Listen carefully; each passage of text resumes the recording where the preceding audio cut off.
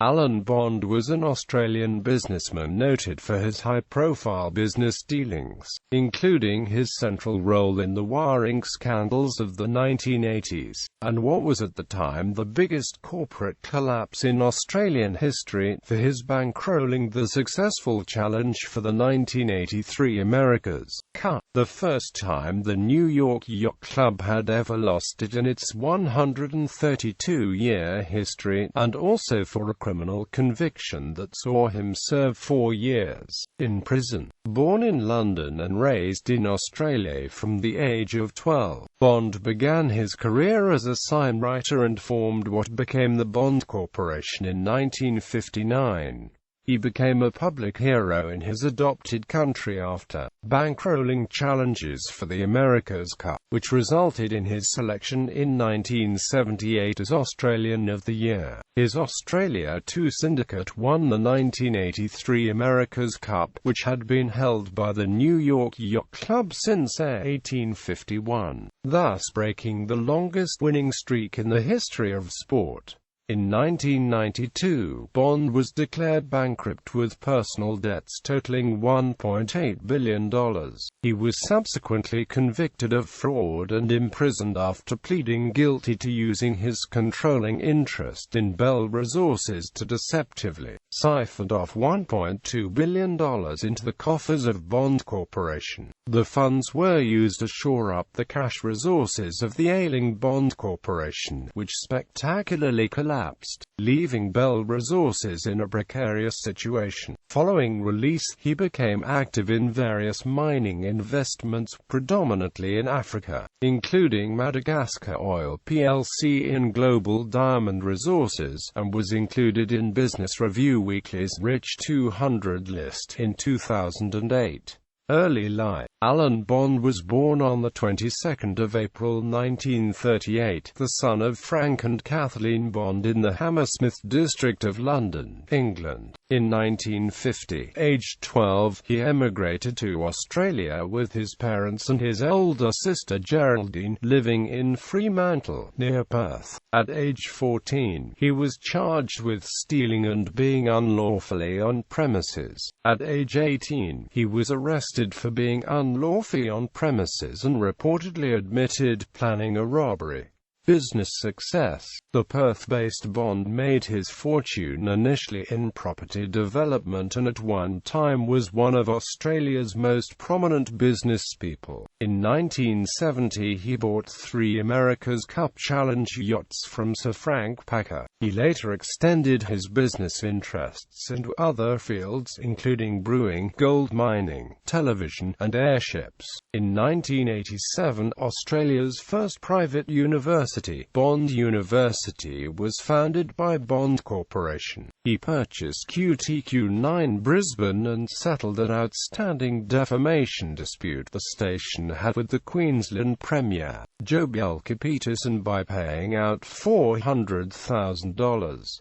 He said in a television interview several years later that he paid because Sir Joe left no doubt that, if we were going to continue to do business successfully in Queensland, then he expected the matter to be resolved. In 1987, Bond purchased Vincent van Gogh's renowned painting Irises for $54 million, the highest price ever paid for a single painting. However, the purchase was funded by a substantial loan from the auctioneer, Sotheby's, which Bond failed to repay. The transaction was criticized by art dealers as possibly a manipulated sale designed to artificially inflate values generally. The painting was subsequently resold in 1990 to the J. Paul Getty Museum in Los Angeles. Also in 1987, he built and developed the Bond Center in Hong Kong. It was later bought by the Lippo Group of Indonesia and is now known as the Lippo Center, Hong Kong.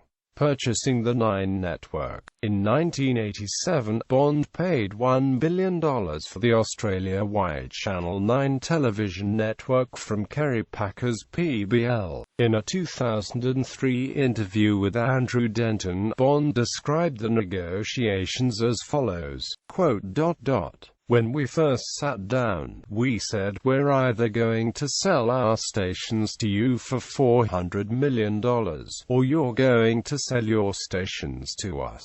And said, well, I don't really want to sell my stations. And I said, oh, is that right? So, anyway, after much discussion, Gary thumped the table and said, listen, if you can pay me $1 billion, I'll sell them to you. Otherwise bugger off. Then I rang the National Australia Bank. I said, look, I'm in discussions here to buy these television stations. Kerry will sell to me, and what I want to do is put our stations together, and then, with Sky Channel, I'm going to float it off as a separate entity and raise the capital to pay for it. Said $1 billion, but I think I'll get it for $800 million. Julie rang back and said yes. I said, thank God.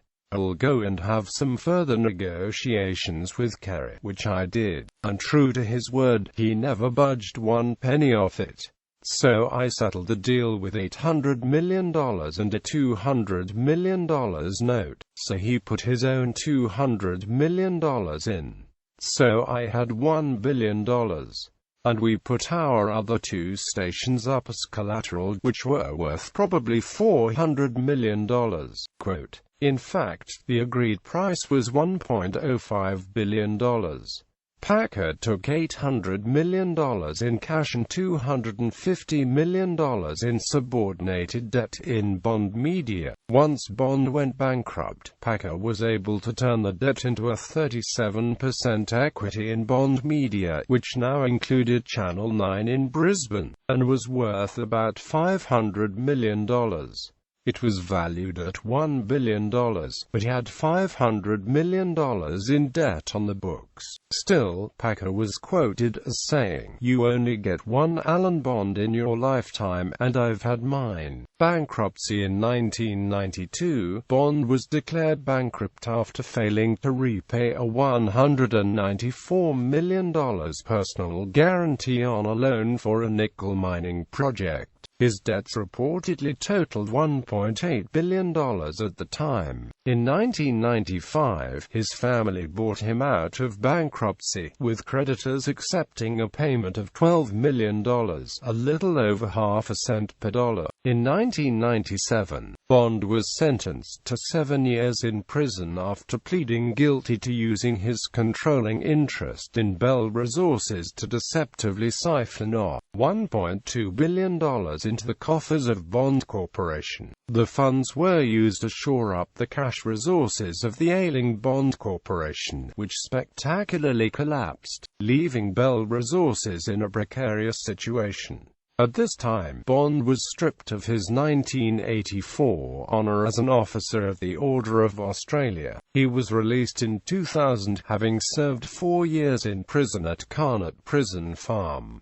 Return to investment activities. In 2003, Bond was inducted into the America's Cup Hall of Fame. Since 2003, Bond had worked closely with his son Craig and longtime business partner Robert Quinn through Strategic Investments Limited. Interests related to the Bond family also control Global Diamond Resources plc, which is developing the Cow Diamond Pipe in the Kingdom of Lesotho. In 2007, the federal court rejected an attempt by Bond to sue freelance journalist Paul Barry over an article Barry wrote about his dealings in Africa with the Lesotho Diamond Company. Bond had claimed that the article had several false statements. In 2008, Bond appealed, but this, too, was rejected by the same court, which found Mr. Bond's claims had no reasonable prospects of success.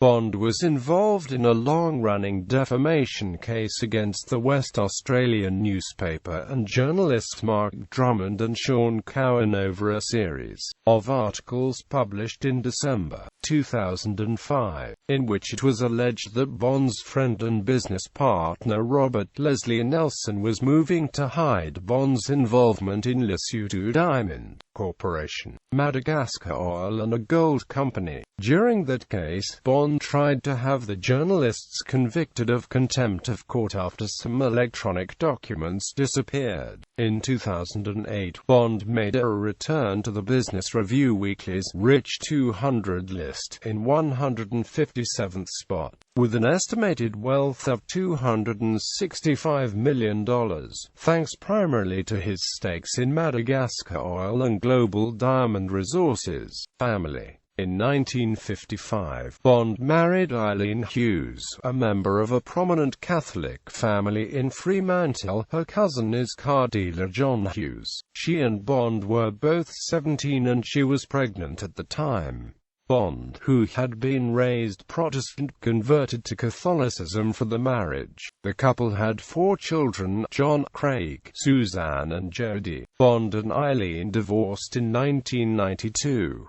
Suzanne, an equestrian show jumper who had been a member of the Australian show jumping team for 7 years, died in 2000 from a suspected accidental overdose of prescription medication. In 1995, Bond married Diana Bliss, a public relations consultant and theatre producer. On the 28th of January 2012, Bliss was found dead in the couple's swimming pool. Police said the circumstances of her death were not suspicious and concluded that Bliss, a long-time sufferer of depression, had committed suicide. Illness and death. On the 2nd of June 2015, Bond underwent open-heart surgery at a private hospital in Perth to replace and repair his heart valves. Following complications, he was transferred to Fiona Stanley Hospital in Perth and placed on life support in an induced coma. He did not regain consciousness, and died on the morning of the 5th of June 2015.